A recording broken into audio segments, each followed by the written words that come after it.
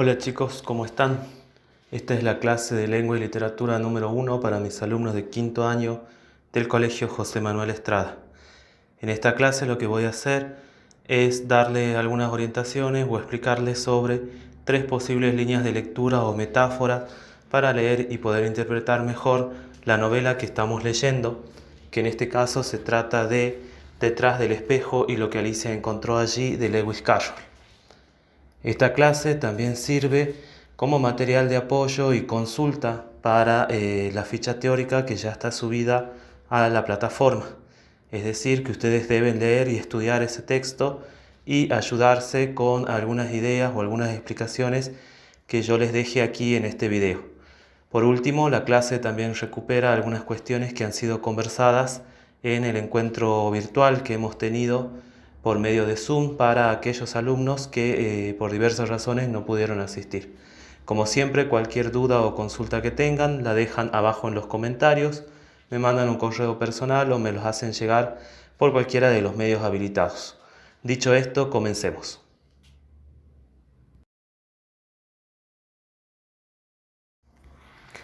Bueno, lo primero que les voy a pedir es que ustedes recuerden algunos conceptos que ya hemos venido trabajando en las guías de lectura y en los controles de lecturas anteriores, ¿no? Acá yo les dejo 3 ideas claves. La primera es recuperar algunos datos del contexto y de la biografía del autor. Recuperar algunos datos del contexto y de la biografía del autor. La segunda es tener en cuenta que la protagonista es una niña. Y la tercera es saber que esta novela pertenece al movimiento del nonsense. Respecto del contexto, recuerden que es una novela que se escribió en la segunda mitad del siglo XIX, durante la época victoriana en Inglaterra. En este periodo, Inglaterra se consolida como una potencia económica, militar, ¿sí? Ya que tenía grandes colonias prácticamente repartidas en todo el mundo. Tenías colonias en África, en la India, colonias en Australia, bueno, y en demás de países y continentes, ¿no? Es una época también que está marcada por una fuerte presencia del positivismo o de la idea de que había un progreso constante y de alguna manera indiscutible, ¿no? También durante esta época tienen lugar o se crean muchos inventos que cambiaron radicalmente la vida de las personas. Este es el caso, por ejemplo, del tren que aparece en uno de los capítulos de la novela, y ustedes piensen que el tren acorta bastante las distancias y reduce bastante los tiempos, ¿no? Además de que fue fundamental también para el progreso de Inglaterra, ya que algunas mercaderías y algunos productos se transportaban desde las fábricas hacia los puertos. Esta también es la época en que comienzan a surgir distintas industrias, fábricas por todo el paisaje urbano de Inglaterra, y también está marcada por una profunda desigualdad entre los que tienen o los que son dueños de las fábricas y los trabajadores, ¿no? Que verdaderamente desarrollaban sus labores en condiciones casi inhumanas. Piensen, por ejemplo, que durante esta época el trabajo no estaba para nada arreglado. De hecho, las mujeres y los niños, muchos trabajaban con jornadas extenuantes en la fábrica, jornadas de aproximadamente 10 o 12 horas. Muchos morían también y no había salud, no habían muchas cosas que ahora tenemos, ¿no? Eh, Respecto de Charles Dodgson, también conocido como Lewis Carroll, acuérdense que él era matemático, que le gustaba jugar al ajedrez y que le gustaba relacionarse, digamos, con los niños. De hecho, según la tradición popular, dice que Alicia nace durante un barco en las cercanías de la Universidad de Oxford, y en la cual en esa jornada él debía entretener a las hijas del decano, y la mejor idea que se les ocurre es contarles un cuento, ¿no? Y casualmente la hija del decano se llama Alicia Liddell y tiene aproximadamente entre 6 y 8 años. Estos datos han salido en los trabajos que ustedes me han enviado, así que no tienen más que repasarlos de ahí, y si no, los pueden consultar en cualquier bibliografía que encuentren en internet. Respecto de la segunda parte, ¿no? Acá es muy importante remarcar que la protagonista es una niña, por varias razones. En primer lugar, porque al ser una niña, de alguna manera está como más receptiva a el absurdo o a las historias, ¿no? que va entretejiendo la novela. En algún sentido también es más libre. Fíjense en que es una historia que no tiene moraleja o que no tiene una enseñanza práctica así forzada. Si bien durante esa época no podemos hablar todavía del concepto de literatura infantil, se suponía que la mayoría de los libros deben tener un fin didáctico, ¿no? Un fin didáctico moralizante, es decir, tienen que dejar una enseñanza. Acá en el caso de Alicia no hay enseñanza, no hay moraleja, o si la hay, no es tan directa como en otros relatos. Ustedes piensen, por ejemplo, en Caperucita Roja, donde la moraleja se podría resumir como obedecer siempre a los mayores, ¿no? La Caperucita les pasa todo lo que le pasa con el lobo y demás porque nunca le hace caso a su mamá, ¿sí? Pero acá en Alicia no vemos eso, ¿no? No hay unas consecuencias exactas para la desobediencia, no hay tampoco ni premios ni castigos, así al menos en los términos que los entendemos siempre. Observen, bueno, ya les adelanté un poquito, que es una historia bastante absurda, ¿no? Fíjense, por ejemplo, Alicia en unos capítulos conversa con la reina se convierte en oveja, la tienda se convierte en una especie de río o pantano, Alicia compra un huevo y luego el huevo se transforma en Humpty Dumpty, ¿no? Esto que a nosotros nos parece totalmente ilógico o como muy difícil de leer y un poco chocante para los que estamos acostumbrados, no resultaría así para la mentalidad de un niño, ¿no? Que está más abierto o es más receptivo a la imaginación. En el mismo sentido, si ustedes quieren avanzar un poquito más por esta idea que es una niña, piensen también que era poco frecuente, ¿no? En la época tener protagonistas femeninas en este tipo de historias, ¿no? Y más aún una protagonista mujer.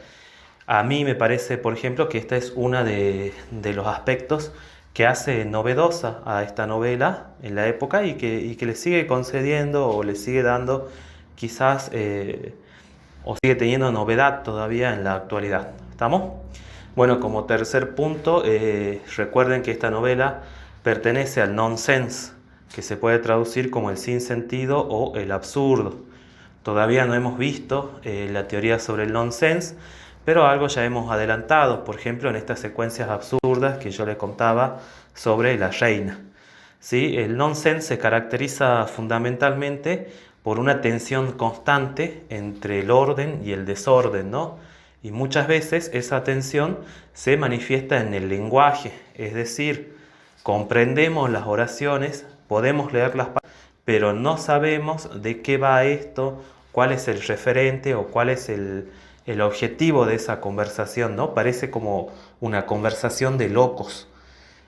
Como ejemplos tienen muchos en la novela, recuerden todos los diálogos que tiene Alicia con la reina, Alicia con el rey, Alicia con Humpty Dumpty, ¿no? Humpty Dumpty, ¿no? Fíjense que gran parte de la novela está organizada en forma de estos diálogos que parecieran, y digo parecieran. Continuando, aquí en esta diapositiva vemos las tres metáforas o posibles líneas de lectura, ¿no es cierto?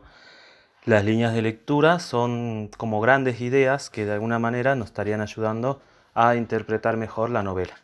Las tres líneas de lectura o metáforas que vamos a leer que vamos a estudiar, perdón, son la metáfora del espejo, la metáfora del ajedrez como escenario de la vida y la metáfora del sueño.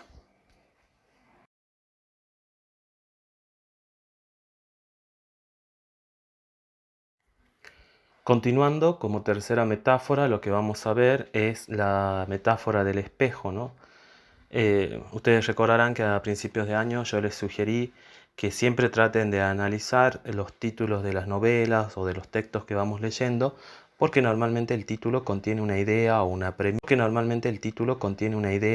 premisa que puede orientar la interpretación de toda el cuento, novela o poema o lo que nos haya tocado leer. ¿Sí?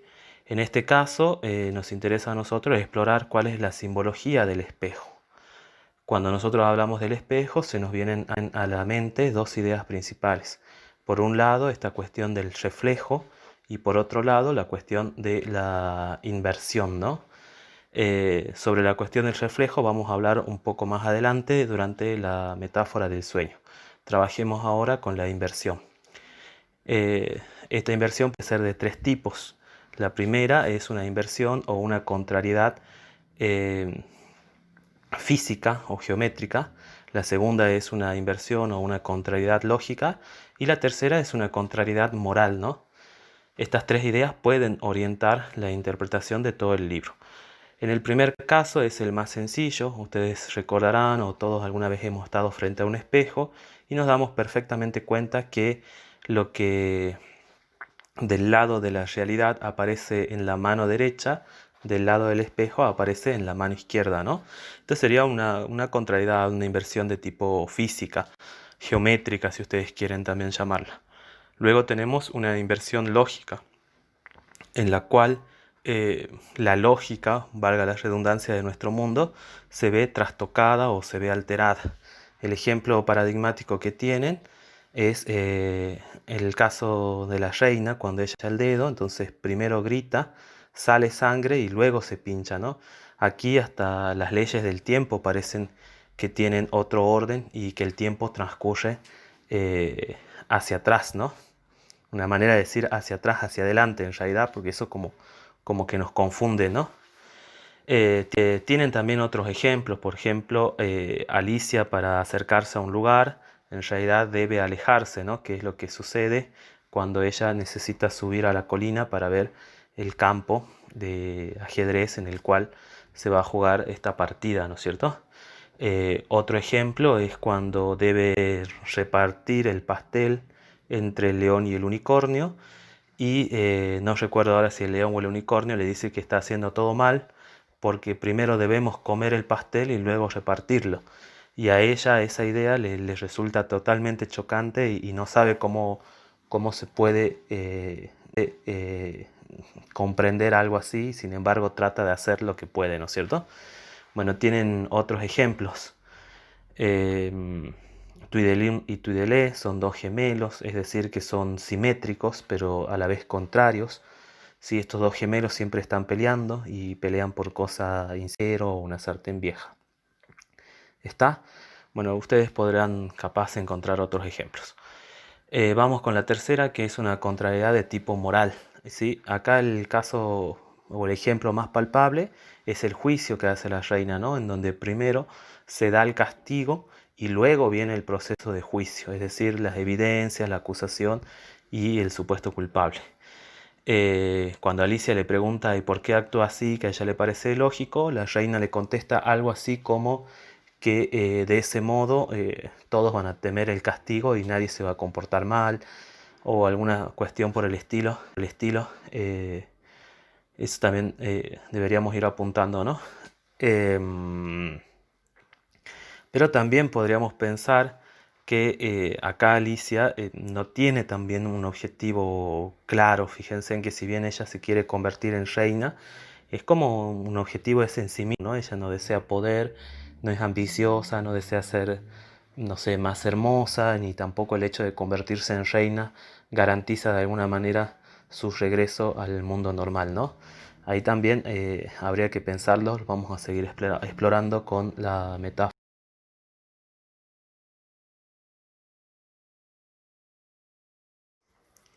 Bueno, aquí en la metáfora del ajedrez lo que nos interesa es pensar el juego de ajedrez como una representación del mundo y de la vida, ¿no?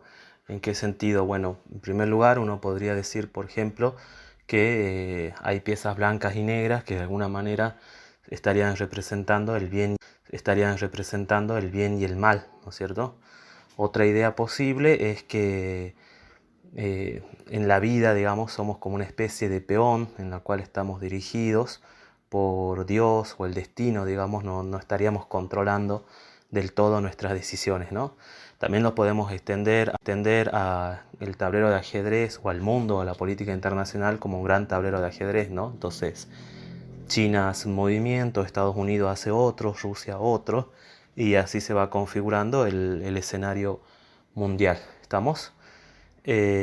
Acá particularmente la que nos interesa es la segunda acepción, ¿no? La idea de que nosotros también podemos ser un peón que de alguna manera necesita ayuda para madurar o para convertirse en reina, que es lo que le sucede a Alicia. ¿Sí? Observen entonces en primer lugar que el ajedrez también es un juego espejado, ¿no? Hay casillas blancas y negras, 64 en total, perfectamente simétricas unas con otras. Las piezas también están en una posición simétrica, despejada y una contrariedad. Reina blanca en casillero blanco, reina negra en casillero negro. ¿Estamos? Eh, Sin embargo, tengan en cuenta que aquí no se trata, al menos en la partida que juega Alicia, no se trata de derrotar al oponente, ¿no? Sino acá la partida de ajedrez que se juega tiene como un componente más didáctico, ¿no? Alicia inicia como peón y pretende o quiere o su deseo es transformarse en reina y para eso recibe la ayuda de otra reina que sería en este caso la reina roja. ¿Estamos? Habría que pensar finalmente si el personaje sufre o no una transformación, ¿no? Si bien se convierte en reina es como que en algún sentido ella no pierde su esencia y no sé si aprendió algo o si hay una moraleja así al final de la historia, como hablábamos en la primera diapositiva, ¿sí? Eso ya se los dejo para ustedes o para que discutamos en otra clase. Lo otro también que interesa acá decir es que el ajedrez organiza la narración, ¿no? Ustedes, bueno, en la edición que manejan en el PDF le falta una hoja, pero en otras ediciones, la que tengo yo, al principio se presenta un tablero de ajedrez y te dice cuáles son los 11 movimientos y se presenta toda esta narración como un problema lógico, entre comillas, en el cual dice Alicia comienza como un peón, juega y se convierte en reina y gana en 11 movimientos. ¿Estamos? Digo lógico entre comillas porque ustedes van a observar, o bueno, ya les paso yo el PDF para que vean el tablero, ¿no? Ustedes van a observar que al principio las piezas más o menos respetan el movimiento y las reglas del juego, pero al final las piezas se mueven un poco como quieren, es decir, vuelven a alterar ese orden, ¿no? También del campo de ajedrez, ¿no? El ajedrez, que además es un juego que es súper lógico y que creo que tiene reglas que no dependen para nada del azar, como pueden ser otros juegos, el caso del Ludo o la mayoría de los juegos de dado o los juegos de carta, ¿no? Donde hay un fuerte componente del azar. Aquí en el ajedrez no, es pura lógica y al final esas reglas también se ven trastocadas o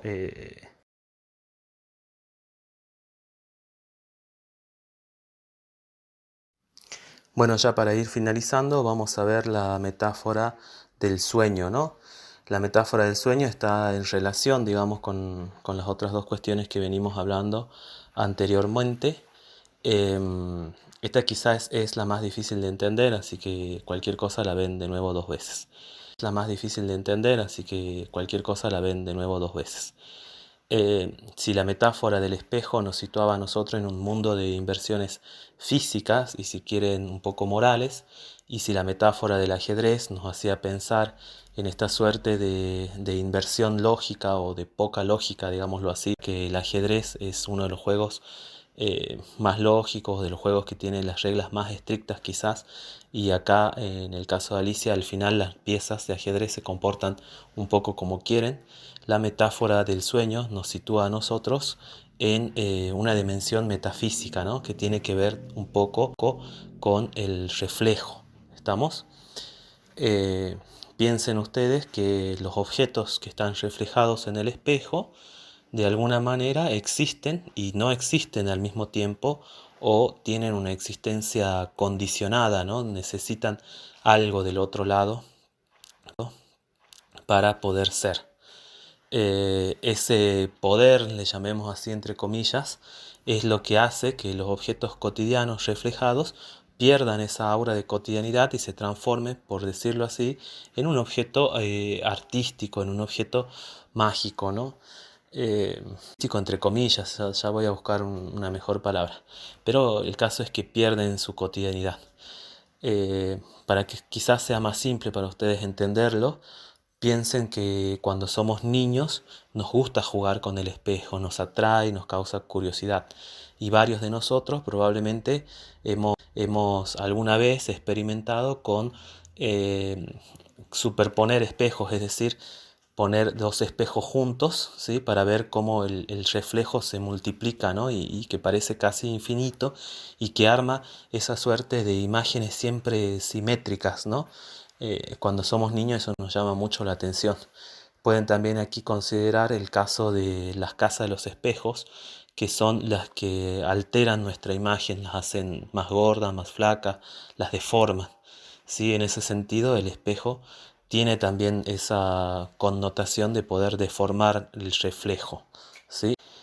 Eh, ¿Qué es lo que nos interesa acá en el caso de Alicia, ¿no? Bueno, en primer lugar, esta idea del reflejo también nos puede hacer juego o emparentarse con la idea del mundo soñado. ¿Estamos?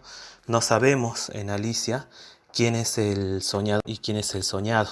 Esto se ve bien palpable en el capítulo en que Alicia, estando en el bosque con los gemelos Tweedledee y Tweedledum, escucha unos ronquidos. Entonces ella, curiosa, pregunta quién es y los gemelos le responden que es el Rey Rojo y que no lo despierte porque es ese rey el que la está soñando a ella. Entonces Alicia se asusta ante la posibilidad de desaparecer así como nada, ¿no? Como si fuera un vano reflejo, si quieren, o una vana idea, algo que puede existir en este momento y el momento siguiente ya no. Piensen, piensen siquiera aquí un poco en cómo se está jugando con la autoridad del rey, ¿no? Que puede controlar todo este mundo. ¿Sí? Ante la idea de dejar de existir así de un momento a otro, Alicia siente terror. Es eso, la asusta, no sabe quién está soñando y si ella es un sueño también. Eh, un poco para que entiendan también, acá les hago un paréntesis. Esto sería más o menos como la película Inception o El Origen, la que protagoniza Leonardo DiCaprio. Si ustedes no la vieron, véanla, es muy buena y quizás por ahí entienden un poco mejor esta idea. Saliendo de este breve paréntesis, eh, podemos continuar, podemos decir, por ejemplo, que no sabemos realmente de qué están hechos los sueños. Ustedes sabrán o alguna vez también experimentaron alguna pesadilla, se despertaron asustados o tuvieron un sueño lindo y entonces se despertaron contentos, pero en el momento que estamos soñando, todo se siente como real. Sí, nosotros nos damos cuenta que es un sueño cuando nos despertamos, pero en ese momento no. Bueno, acá también les hablo yo de la correlación que puede haber entre el mundo y el mundo del sueño. Sus compañeros me pidieron que no adelante, así que eso se los dejo para que los lean, es más o menos sencillo de entender. Y ya para ir terminando, lo que podemos pensar es la connotación, ¿no? Que tiene el sueño, el mundo onírico, que justamente está en correspondencia con las ideas que venimos trabajando. ¿Y por qué? Y bueno, porque el mundo onírico es fantasioso, no tiene reglas lógicas, puede cambiar de un momento a otro. ¿Sí? En el mundo onírico, eh, no sé, las cosas pierden su nombre, las reinas se transforman en ovejas, el tiempo corre de manera distinta, saltamos de un lado a otro, digamos así, o de un escenario a otro, sin ningún tipo de lógica, ¿está? Bien, entonces para ir cerrando, espero que esto les haya servido a ustedes para entender mejor a Alicia y que vean que es una historia que nos cuesta porque nos desafía, ¿no? No tiene un orden lineal o un orden esperable comparado con los otros textos que nosotros venimos leyendo, en el que podemos identificar los buenos y los malos. Este tiene como objetivo salvar a tal reino o lo que sea. ¿Sí? Entonces, Eso es todo, espero que les haya servido y cualquier cosa se comunican conmigo y nos estamos viendo en la otra clase para estudiar algo más de